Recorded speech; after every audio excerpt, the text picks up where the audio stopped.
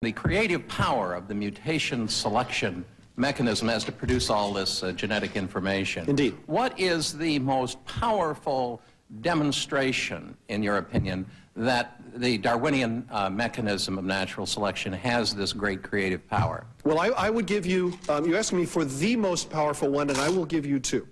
The first one that I will give you are the repeated observations of random mutation and natural selection, as you like to call them in your own terms, producing new species.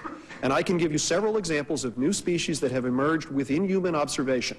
The best example that I can give you is a butterfly, a genus of butterfly known as Hedylipta. Hedylipta is a genus of butterfly that feeds on various plants. It's endemic to the Hawaiian Islands, which means it's only found there. And there turn out to be two species of Hedylipta with mouth parts that only allow them to feed on bananas. Now, why is that significant? It is significant because bananas are not native to the Hawaiian Islands.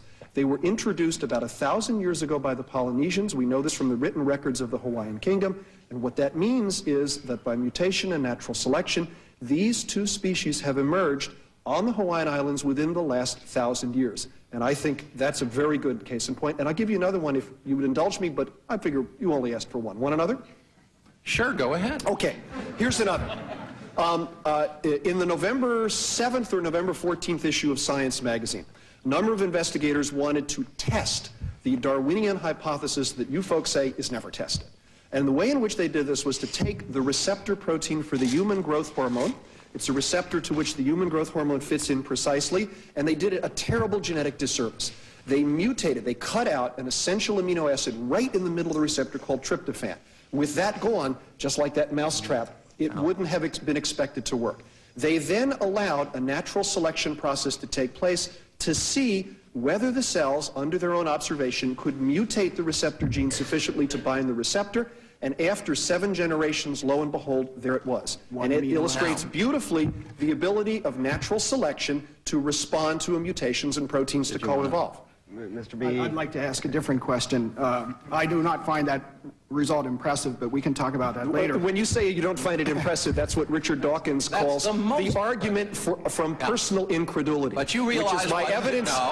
My evidence against evolution is that I don't believe it. Well, it's because of course, what it has to do. It has to create this immense amount of genetic information, much more complex than any. Philip, and without recording it in the fossil record. Right. That's and you know why what, it's Phil? not impressive. I just gave you 2 examples, and that's still not enough. May I ask another question related to Haeckel's embryos? Oh, absolutely. You not only showed these embryos in your book, but like other people, you said that things should be that way. You said in your book, mutations that affect early stages of development are likely to be lethal or deadly, and that mutations that cause less drastic changes would occur at later stages. Again, you're not alone in this. Bruce Alberts, who wrote Molecular Biology of the Cell, says much the same thing.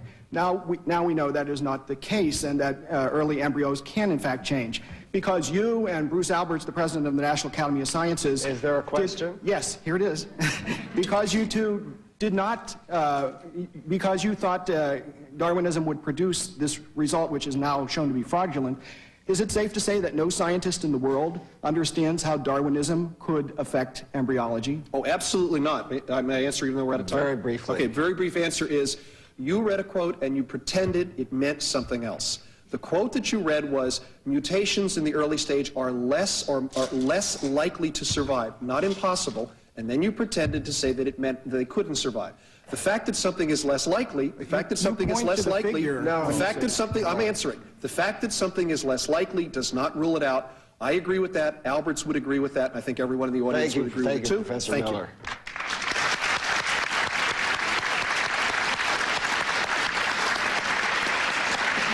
Mr. Buckley will now submit the questioning for the opposition team.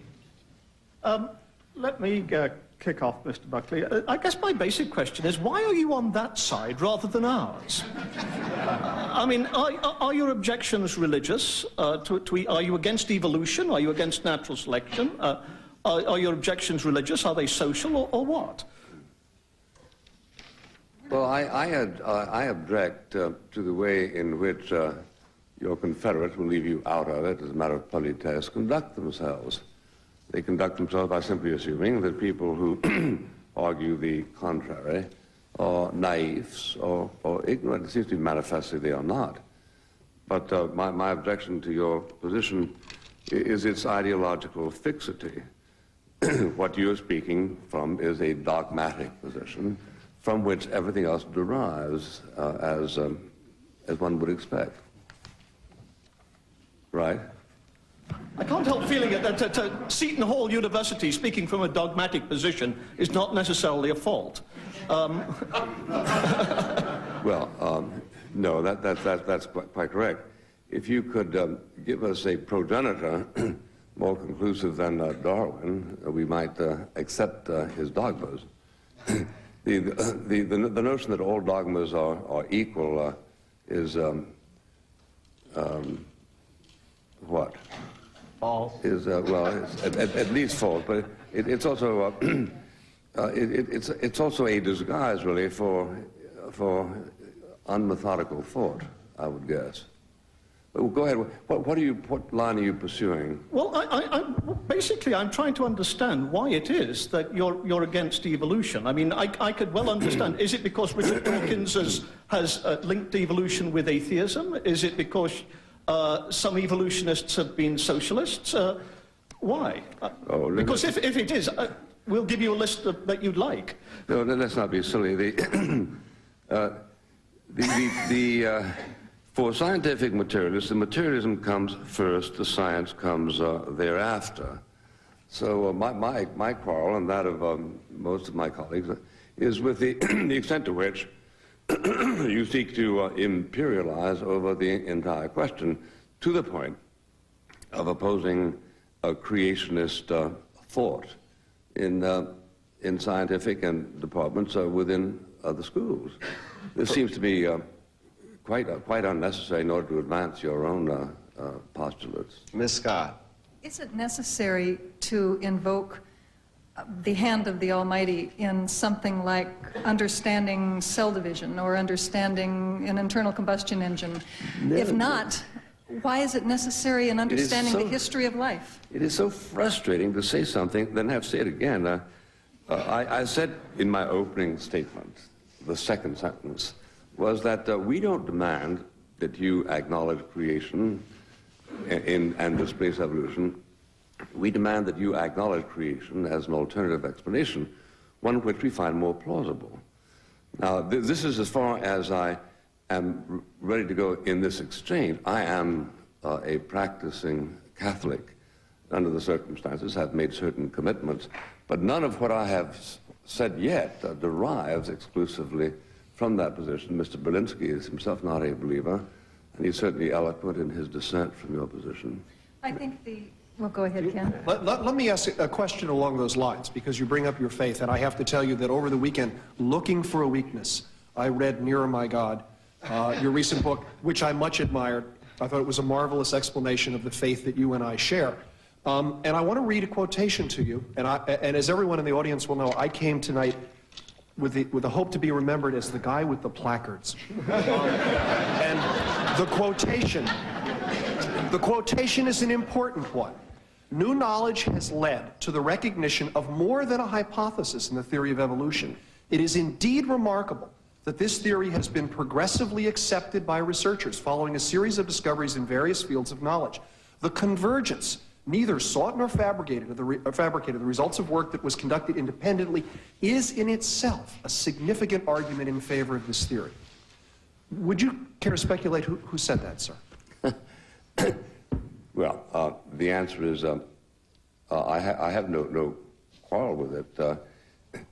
Within 10 years after Darwin died, they were able to document to a point that he hadn't in the 20 years since he had visited Galapagos, a certain phenomena.